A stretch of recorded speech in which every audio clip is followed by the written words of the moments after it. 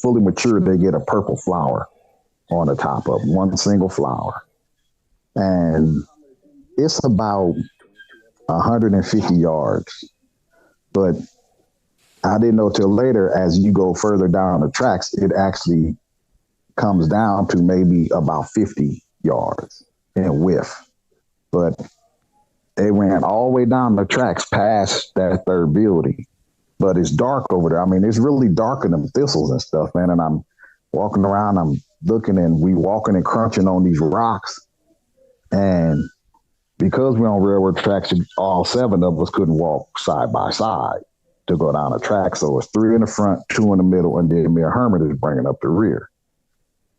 And the other fellas was talking, but I couldn't make out what they were saying because, like I said, we crunching on these rocks. Well, Herman asked me a question, and he's like, "Hey, man, how do you know when a baby is hungry?" Huh? I said, when they newborns, you usually got to feed them every 2.5 hours. How much do you give them? Between 2 and 4 ounces. Oh, okay.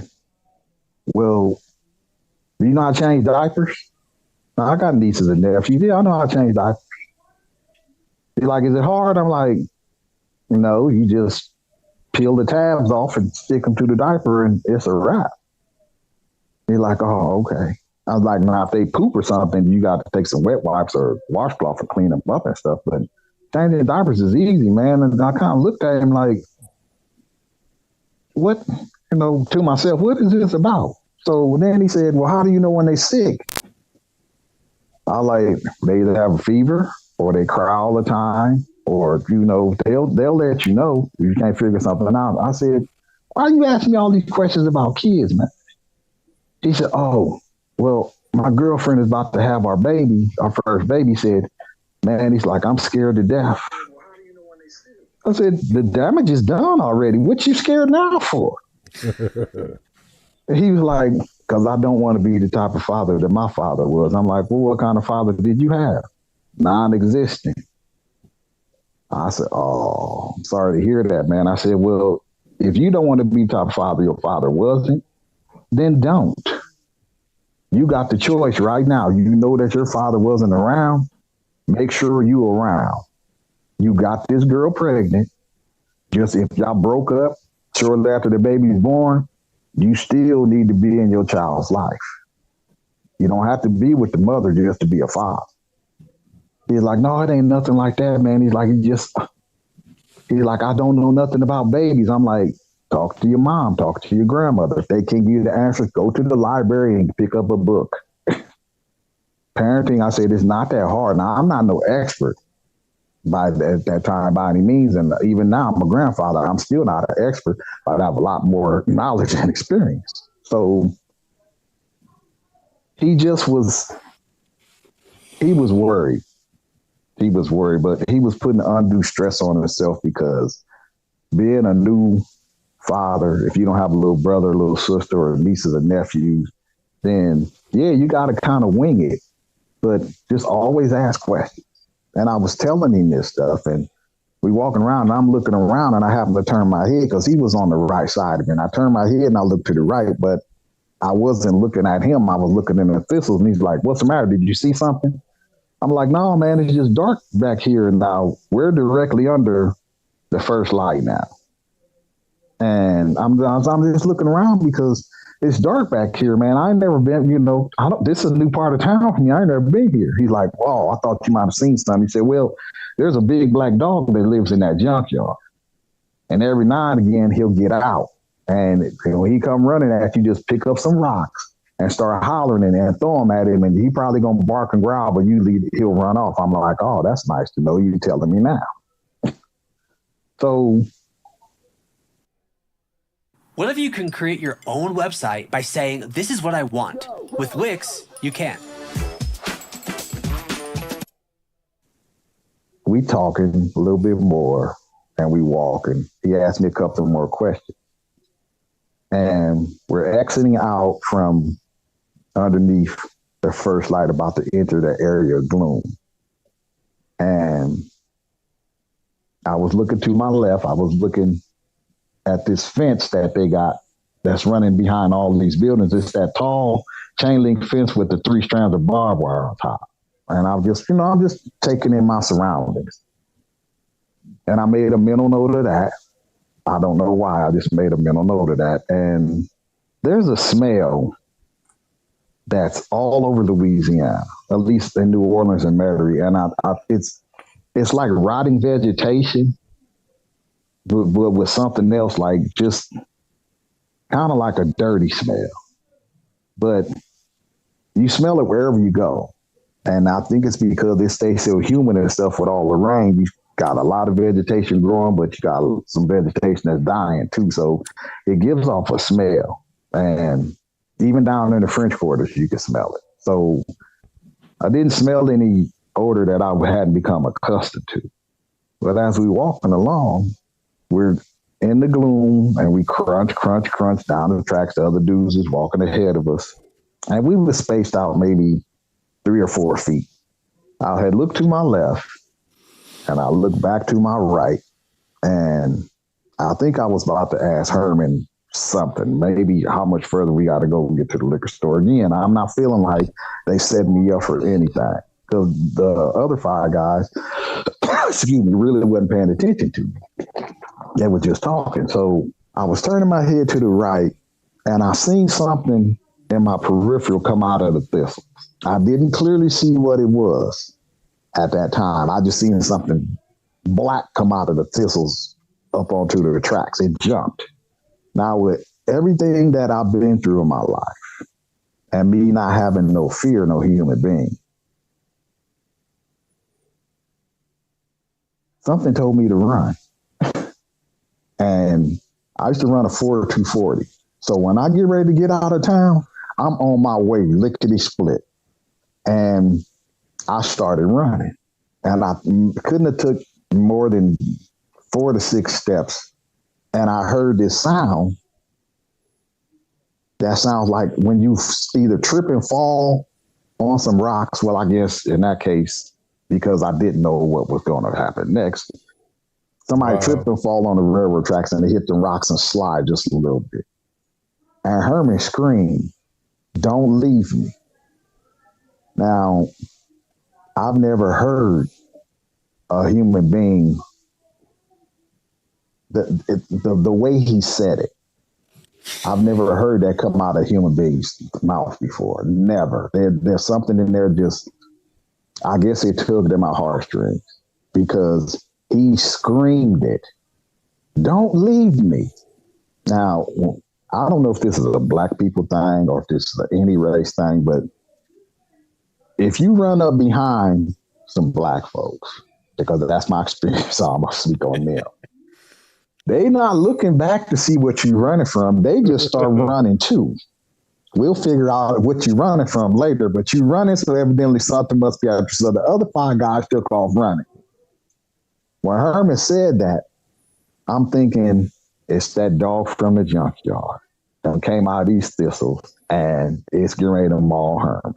I don't hear no growling or snarling or nothing like that. He's not screaming. So I slid to a stop and I bent down as I did and picked up 2 handfuls of these white rocks. And I turn around and I run back with my right hand cocked. And I got my mouth open, get out of here. And I'm going to throw these rocks.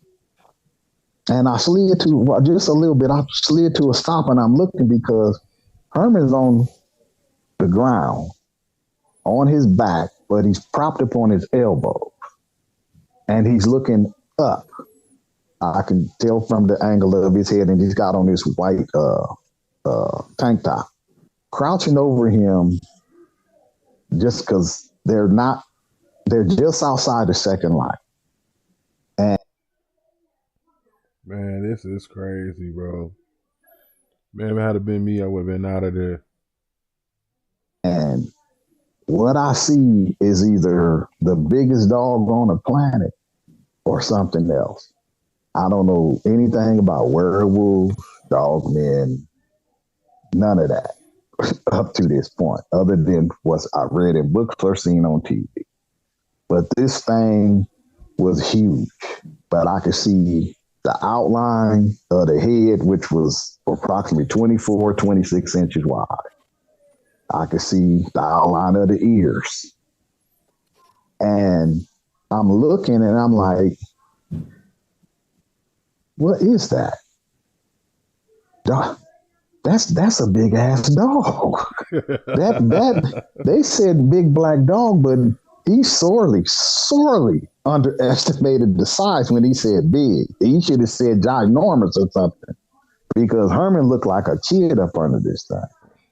Now it's got his face maybe 8 inches away from his face. Now, if you ever tuck your chin down toward your chest, this is the posture that it has, because it had to tuck his snout down in order to put his face that close to him without putting his snout directly, making physical contact with him. So I'm looking at this, and as I'm looking, I'm like, are those shoulders? Dogs ain't got shoulders. What is that? What is that? So while I'm standing here trying to figure this out, the other guys, they'll stop running, and they coming back down the tracks, and they screaming. A lot of colorful language. I'm not going to repeat that on here, but what is that? What the F is it? What is that? What is it doing to Herman? They all of them, they screaming this. Now, on the other side of these thistles, you can see houses. They got the back porch lights on, or you can see in between some of them and actually see the house across the street that might have a front porch light on. Not every one, but enough so that you can see there's houses right there. You can hear traffic on the other side of these buildings going up and down Airline Highway. Now, I'm in the neighborhood. I'm not in the woods. I'm not rural.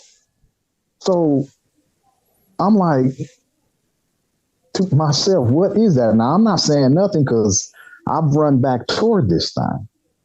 That put me closer to it. I'm probably between 9 and 11 feet away, because it's right outside the light. And then I heard somebody. Now I'm standing in the middle of the railroad tracks. So the guys, in order to see it, I'm assuming they would have to fan out to the left and the right of me to see what they were seeing. And I hear somebody say, don't shoot it. Don't shoot it. And I got a thought run through my head like, yeah, please don't shoot it, because I'm standing right here and I don't know how good a marksman you are. Don't shoot it. No. As soon as they said that, this thing's head snapped up and it came forward 2 steps to put his upper half of his body into the light. The first thing I seen that came out of the darkness was his hand came out and went down on them rocks. 5 fingers, just like my hand is. Not no raccoon paw, not no dog's paw, but it's got these 3-inch freaking claws on the end of them. Now, they were curved, but they weren't wickedly curved. But they were curved enough so that when they set his hand down, the tip of the fingers really didn't make a lot of contact with the ground. Now, maybe it was because of the rocks, but that's what I seen. And I'm like, that's a effing hand. That ain't no paw. That's a hand. And it's got this black fur on it and this huge muscular forearm. You know how, if you ever watch a nature channel and you see a lion, not when it's on its belly, but when it's standing up and it's got, low, but it's creeping forward. That's how that hand came out of darkness. Then here comes this other one. And then the head comes into the light. Now, the eyes weren't glowing or anything prior to that, but when it came into the light, I'm assuming it was a reflection of the street light that made his eyes look like that, or that's just the way his eyes look. But the color of the eyes were, if you take the full moon when it's orange and a full moon when it's white and combine that color with a black pupil. I don't remember seeing an iris, but a pupil. And they were about big as golf balls. And I'm seeing this big ass wolf head. And this thing is looking at me, and then it did a sweep with his head, but there was a slight hiccup, like, I see you, I see you, I see you, I see you, I see you, without stopping his head, meaning it looked at all of us. And then it was looking past me, I'm assuming that the guy that held the gun because it stopped. And that's when the ears kind of went back and then it did that grin where dog raised their jaws and you see their teeth. This thing's teeth, the canines would have put a male African lion's canines to shame. I mean, you want to talk about big?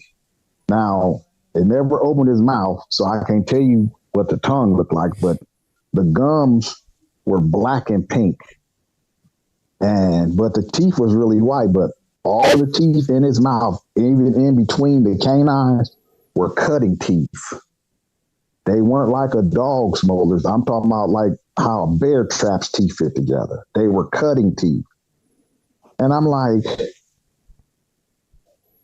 no. You got to be effing kidding me. and the look that it had on his face was, you really want to go there?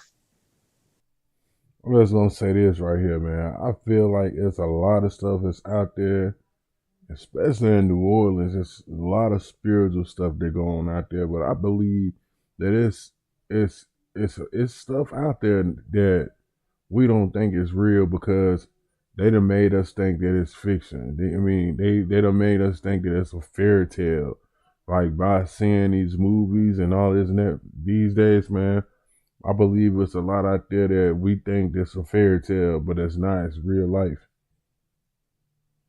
You really want to go there? Now I'm looking at these claws and these big hands that's like 3 times bigger than mine. And just seeing the muscles in that forearm, because the arm is longer from the wrist to the elbow than from the elbow to the shoulder. So I'm like, okay. But this calm voice in my head said, okay, I'm looking at a fucking werewolf. That's the only thing that makes sense. And these dudes, when she came into the light, these dudes. Man, he said a werewolf, bro. Ain't this the same thing they be putting in front of us? Making it seem like that they not real, make it seem it's a fairy tale. Man, there's stuff out there, bro. It's really they really got amped up then. Man, that's a monster. That's a monster. Look at that thing.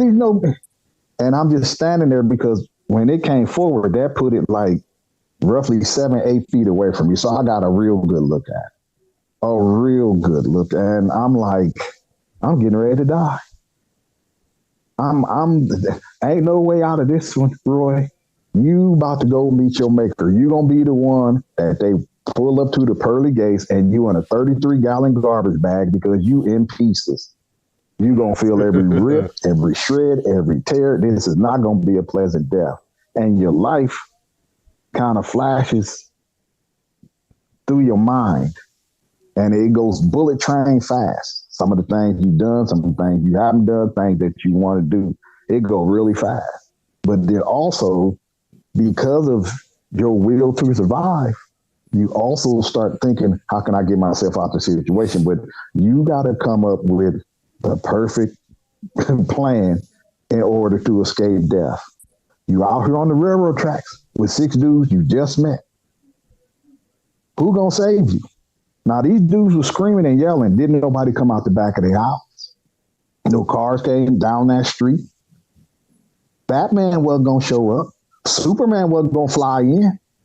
So what you going to do? And I'm like, when she growled, when she laid her ears back and she growled, it wasn't really loud. Excuse me. And I don't know if it hit me in my head and went down to my feet or hit me in my feet and went up to my head, but I felt it in my body and it wasn't really that loud, but it was enough to make me pee my pants. And I just stood there and then cut loose. I'm like, I don't know if that's a you going to Jesus meeting reaction or if you eliminating some extra weight in order for you to run a little bit faster. I don't know what that reaction is. But I just stood there and peed on myself, and I'm looking at this thing, Josh.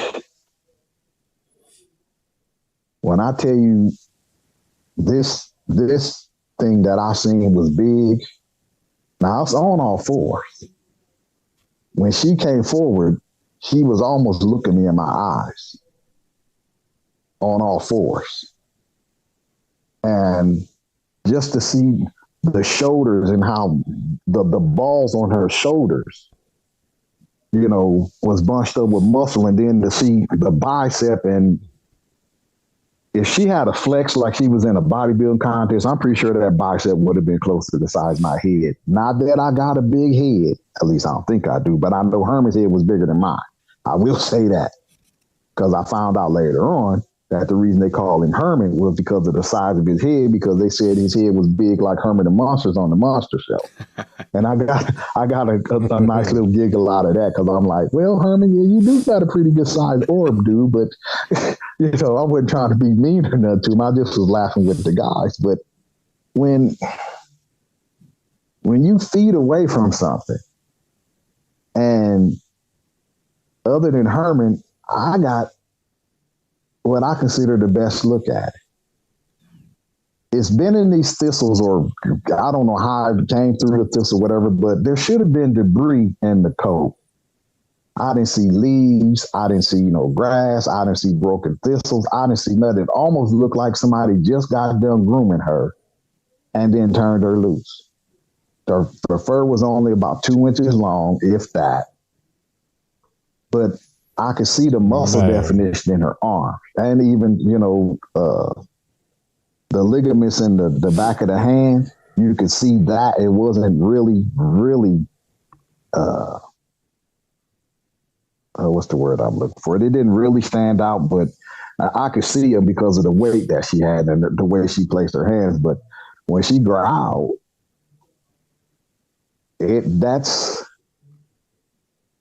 if she had did it louder, my heart probably would have stopped, because it was a threatening growl, like, pull that trigger if you want to. So she was looking at dude, but when there was more than an animal there looking, there was intelligence there. And I'm like, I'm stuck in that repeat, I'm going to die. I'm going to die. I'm getting ready to die. I'm going to die. The other dudes is hollering and screaming.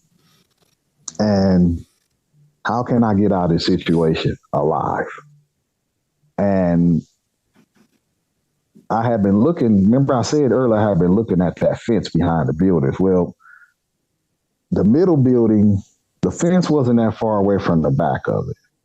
And if I could scale that fence, I know I'm going to get chewed up on that barbed wire, but if I can get up on top of the barbed wire, I can jump from there and grab onto the back of that building and pull myself up, and then I just run across it and drop down. I'll be right next to Airline Highway. Maybe I can flag somebody down. I don't know, but that thought kind of went through my head, and I know I shifted my feet in that direction. That way, I'm trying to cut down on minimal movement, because when I go, I got to go.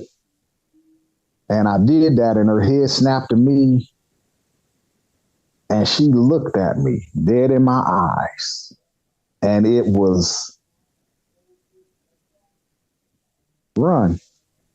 Now, I'm not saying I got any telepathic communication. I'm relaying to you what I perceived was expression on her face. Yeah. Run.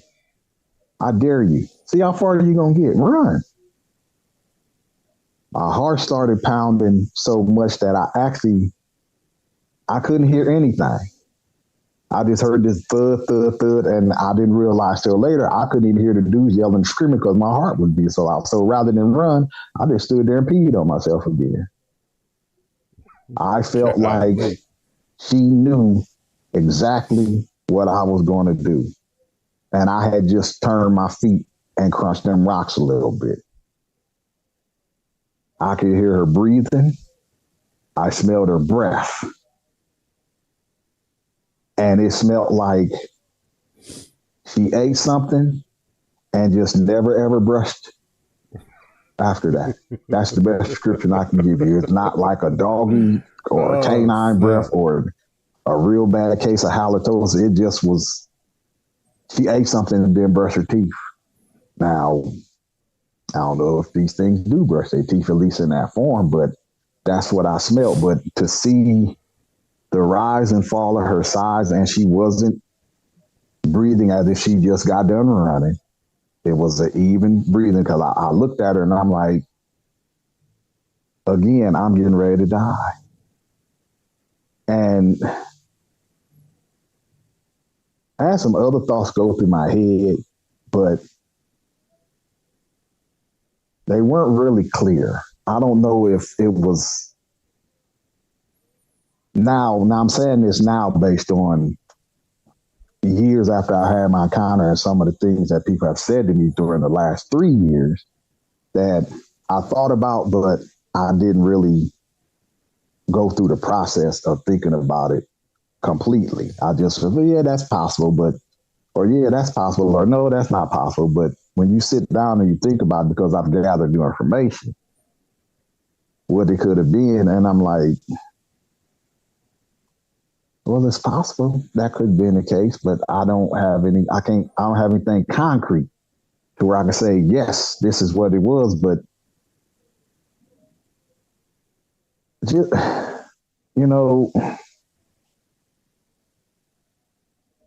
this is going to be branded in my brain till they put me in the dirt, or until I get to the age where Alzheimer's or some dementia may kick in, and I don't know, but this creature was, I've seen big elephants and stuff like that, of course, but when you're looking at something that's got a wolf head or like a black German shepherd's head, yet from the shoulders down to the waist, that's a human being. And then it picks up again with a canine's hindquarters. It just didn't make sense to me. The only thing I was sure of was I'm going to die, and it's going to be because I got killed by a werewolf. I never heard no dog men or nothing like that at that time. This is what it is. It's a werewolf. And I didn't see a tail. If it had a tail or what the genitalia looked like, Herman would have been the best one to tell you that, because when she came forward in 2 steps, she actually had her hindquarters over his face. Herman didn't move. He didn't start trying to squirm and get out. He didn't, nothing. And when she came forward, he was basically kind of blocked from view, but he didn't. I don't blame him. I don't think I would have moved neither. A lot of times they say not to move when you in a certain situation. It might make it worse to move. I don't blame him. I wouldn't have moved neither. I wouldn't have been able to move no way. Start screaming or do nothing. So the guys is wigging the hell out. I'm standing here looking at this thing, and she looked me dead in my face, and she looked at me like she knew me. Nah. Staying late again? Yep, got prospect calls to summarize. You really need to switch to Monday CRM. Your old CRM is holding you back. I mean, if you ever had a dog when you come home from work or the store or the gym or wherever, and your dog's waiting at the door, and they look at you and they start wagging their tail and their whole body get into it, but your dog looks at you like she know you. Now, take that and put your girlfriend, your wife, one of your kids look on their face when you come in, and they know you. So combine those two, a human being and an animal, and then look at you like, I didn't hear any words and nothing like that. It just that when she looked at me, it was like, go ahead and try it. Run. See how far you get. But it was almost as if at the end of that, it would have been like, go ahead, Roy, run. See how far you get, Roy. And I'm looking at this and I'm like, what the hell? But I don't know no damn monster. I never seen this before. So that's just something that's going to remain a question to a certain extent in my head. Now, should I see another werewolf or dog man and they give me the same look, then I could say, okay, that's just the way they look at you. But since I haven't, I can just go with the one. And that thing looked at me like it knew me. So I'm standing here, my Converse is wet, shorts, underwear wet. I'm going to die. I want to run. Believe me, but my body just is like, it would not respond to what my mind is telling me. I'm just stuck there. So I'm looking. All right, man. Y'all catch me in the next video, bro. Y'all want to go watch the full video, it's on this channel right here. What lurks beneath the podcast. You go check his channel out, man, and watch the full video. Y'all catch me in the next one, man. If you like what I'm doing, make sure you like, share, and